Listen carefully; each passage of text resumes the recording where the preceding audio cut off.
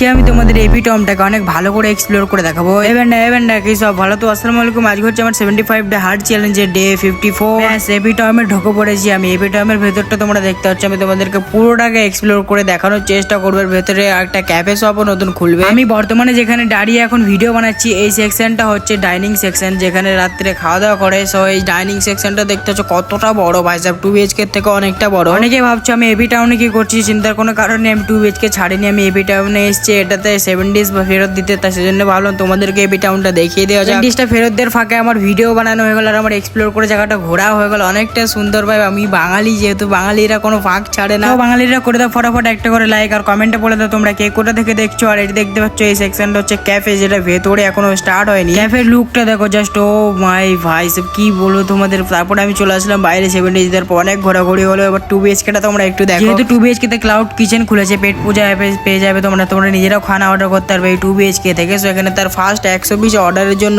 সব প্লেট গুলো সাজানো হয়েছে। টেক অর্ডার গুলো যাবে 100 পিস এক জায়গায় অর্ডার ছিল। আর এদিকে 2 BHK তে আজকে ছোট একটা ইভেন্ট আছে ভাই, ডিজে বাজছে দেখো তোমরা কালারফুল। এই হচ্ছে আমাদের 2 BHK। আমি আর কিছু বলবো না, এপিটা আমার 2 BHK। তোমরাই কম্পেয়ার করো দুটো কোনটা ভালো হয়েছে কমেন্টে অবশ্যই জানিও। আমি কিচেনে চলে গেলাম, শেফকে বলে ডাল মেরে নিলাম আর একটু স্টিম রাইস নিয়ে খেয়ে নিলাম, কারণ আমার শরীর খারাপ, কিছু খেতে ভালো লাগছে না। শেফকে বলে আমি ডাল মেরে নিলাম, ডাল মেরে দিল আমাকে। রাত্রে তারপরে এদিকে রুমে যাচ্ছি, দেখতে পাচ্ছি আরে পেছনে একটা ডিম ভাঙা। আরে বন্ধু তোমার পেছনে কে ডিম ভাঙলো?